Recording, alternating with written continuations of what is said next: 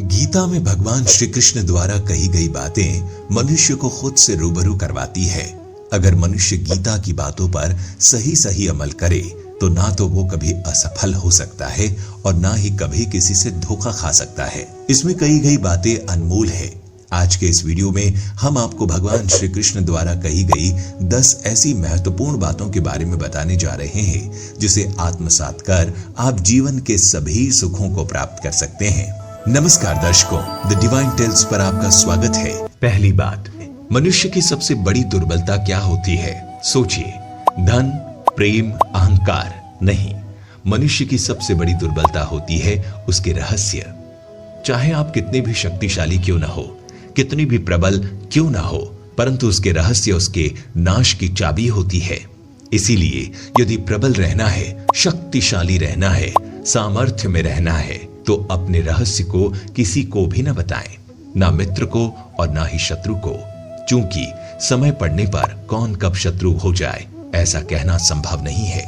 विभीषण को रावण के अमृत कुंड का ज्ञान था, इसीलिए प्रभु श्री राम रावण का वध करने में सफल हो सके। इसीलिए उचित यही है कि आप अपने रहस्य को स्वयं तक ही सीमित रखें। दूसरा, नकल ना करें। मनुष्य जीवन की परीक्षा में सफल होने के लिए क्या नहीं करता? वो परिश्रम करता है, दौड़ भाग करता है, और ये सब करने के पश्चात भी जब उसका काम नहीं बनता है तो वो नकल करने लगता है ना? तनिक लौटिए अपने बचपन में, स्मरण कीजिए अपने बचपन की स्मृतियों का। क्या स्मरण हुआ? विद्यालय में जब आप परीक्षा देने जाते थे तो क्या होता था? आप ना सही परंतु कोई ना कोई सफलता पाने के लिए नकल जरूर करते ही थे और उत्तीर्ण भी हो जाते थे। परंतु जीवन की परीक्षा ऐसी नहीं होती। नकल करने वाला सफल नहीं होता। कारण विद्यालय में सबके प्रश्न पत्र एक होते थे, परंतु जीवन के प्रश्न पत्र और उनकी कठिनाइयां सबसे अलग और भिन्न होती है, तो निश्चित रूप से उनके उत्तर भी भिन्न ही होंगे ना। इसीलिए यदि आपको जीवन में सफलता पानी है तो नकल ना कीजिए, स्वयं के प्रश्नों का उत्तर स्वयं ढूंढिए और सफलता आपकी ही होगी। सफलता और असफलता क्या है? मनुष्य का जीवन हार और जीत, विजय और पराजय, सफलता और असफलता के मध्य झूलता रहता है। आपके साथ भी ऐसा ही होता होगा। जब आप सफल होते हैं, किसी चुनौती पर विजय पाते हैं, तो मन प्रसन्नता से आनंद के उपवन में झूमने लगता है, और जब आप असफल होते हैं तब मन दुख और पीड़ा के सागर में डूबने लगता है। परंतु वास्तव में सफलता और असफलता है क्या? तनिक ध्यान से सोचिए। ये केवल हमारी मनोस्थिति मात्र है। हमारी पराजय तब नहीं होती जब हमारा शत्रु विजय प्राप्त करता है। हमारी पराजय तब होती है जब हम पराजय स्वीकार कर लेते हैं। हम असफल तब नहीं होते जब हम लक्ष्य ना पा सके। हम असफल तब होते हैं जब हम प्रयास करना बंद कर देते हैं। इसीलिए प्रयास करते रहिए और हार ना माने, क्योंकि जिस दिन आप हार स्वीकार करना बंद कर देंगे, जीत आपके चरणों में होगी। अगला विषय, निष्काम कर्म की शक्ति। आप सब ने बरगद के वृक्ष को तो देखा ही होगा। क्या आपको ज्ञात है कि बरगद के वृक्ष के बीज का आकार राय से भी छोटा होता है? परंतु बरगद का वृक्ष संसार के महाकाय वृक्षों में जाना जाता है।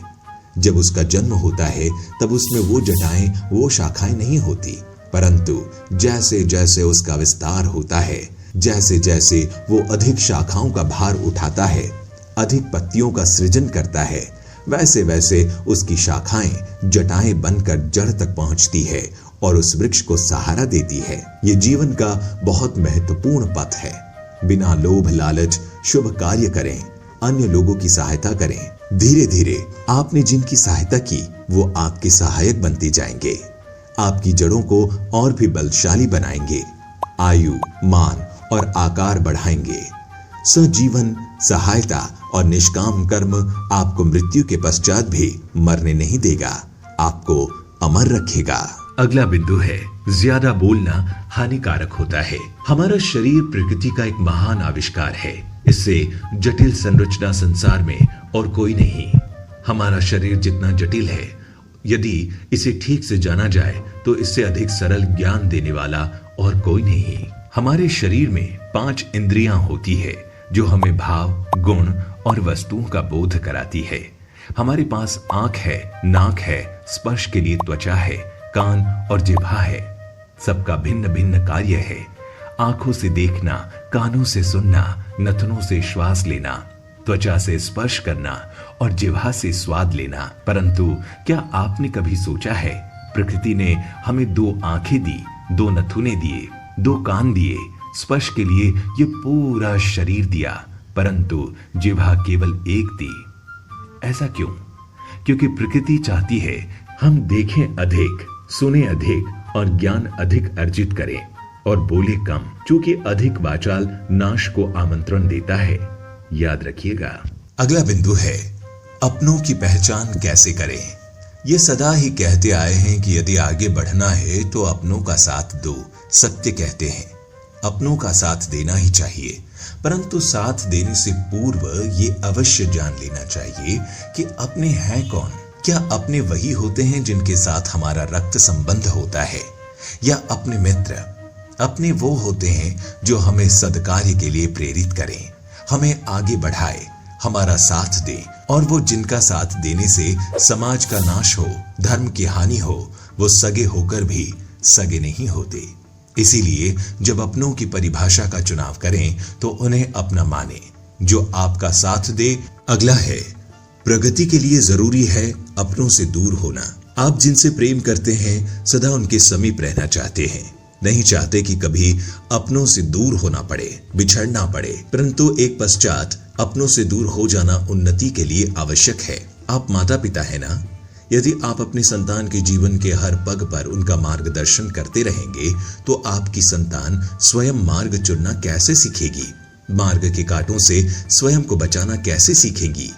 इसीलिए एक समय के पश्चात अपनों से बनाई गई दूरी सदा लाभदायक रहती है। सकारात्मक सोच की शक्ति। आज मैं आप सबको एक कथा सुनाता हूँ। एक दिन एक व्यापारी अपने घर से निकला। घर से निकलते ही एक बिल्ली ने उस व्यापारी का मार्ग काट दिया, जिससे व्यापारी घबरा गया और वो घर लौट गया और शुभ घड़ी की प्रतीक्षा करने लगा। और जब वो पुनः अपने घर से निकला तब वो वाहन जा चुका था, जिसे राजा तक पहुंचकर उसे भेंट देनी थी। राजा को भेंट नहीं मिली, जिसे राजा क्रोधित हो गया। राजा ने उस व्यापारी का व्यापार बंद करवा दिया। इस कारण व्यापारी क्रोधित होकर घर पर अपनी पत्नी से लड़ बैठा। पत्नी अपने बच्चों समेत मायके वापस चली गई और उस व्यापारी के जीवन में यदि कुछ रह गया था तो केवल अंधकार था। और इन सब का कारण वो उस बिल्ली को मानता है जिसने उसका मार्ग काटा था। ऐसा ही एक दूसरा व्यापारी राजा को भेंट देने निकला और उस व्यापारी का मार्ग भी एक बिल्ली ने काट दिया। वो व्यापारी तनिक घबराया, परंतु उसने आगे बढ़ना अधिक उचित समझा। राजा तक वो समय पर पहुंचा। राजा प्रसन्न हुआ और राजा ने व्यापारी को अपना व्यापार बढ़ाने की अनुमति दी, स्वर्ण आभूषण दिए। जब व्यापारी घर पर पहुंचा तो पत्नी को आभूषण और अपने बच्चों को देने के लिए वस्त्र थे। हर ओर प्रसन्नता थी। आप दोनों के साथ एक ही प्रकार की घटना हुई, परंतु दोनों की प्रतिक्रिया भिन्न थी। ऐसा ही हमारा जीवन भी है। हमारे जीवन में प्रारब्ध का अपना स्थान है, परंतु उससे कई अधिक महत्वपूर्ण हमारी प्रतिक्रिया है, हमारे सोच का प्रभाव है, क्योंकि यही हमारे जीवन को आकार देता है। इसीलिए अपनी सोच को सकारात्मक रखिए। हम सभी अपने जीवन में कोई न कोई कार्य करते हैं। कार्य करते करते थकान की अनुभूति भी होती है, और यदि थकान ना उतरे तो कार्य करने का मन नहीं करता। हम आशा करते हैं कि कदाचित एक दिन में 24 के स्थान पर 26 घंटे होते तो आराम करने के लिए हमें और अधिक समय मिल जाता। हमें ऐसा अनुभव होता है कि हम बहुत अधिक कार्य कर रहे हैं, है ना? परंतु क्या आपने कभी सोचा है कि जो लोग संसार में सफल हैं, उनके पास भी सफल होने के लिए दिन में केवल 24 घंटे थे, तो फिर वो सफल क्यों हुए? इसका एक छोटा सा रहस्य है। वो कार्य चुनते हैं जो उन्हें प्रिय है, जिसे करने में उन्हें आनंद आता है। उन्हें लगता ही नहीं कि वो कार्य कर रहे हैं, उन्हें लगता है कि वो प्रतिफल आनंद मना रहे हैं। और जब आनंद मनाते हैं तो थकान कैसी?